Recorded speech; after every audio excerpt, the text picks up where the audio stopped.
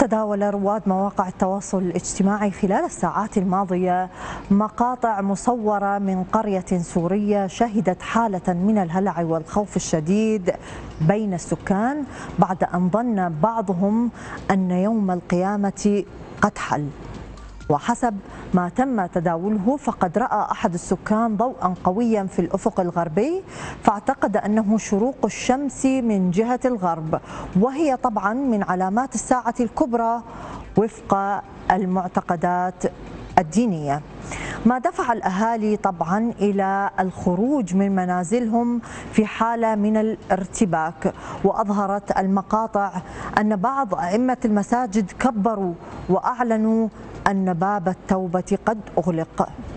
لقد خرجت الشمس من المغرب كما قال الحبيب محمد، صدق الله وصدق رسوله وصدقت ملائكته وصدق يوم الآخر الله الذي وعد به. لاحقا تبين أنه لم يكن يوم القيامة، وأن الضوء الذي أثار الذعر بين سكان هذه القرية لم يكن سوى القمر المكتمل الذي ظهر واضحا في جهة الغرب، ما أدى إلى سوء فهم وانتشار حالة من الفزع المؤقت بين السكان.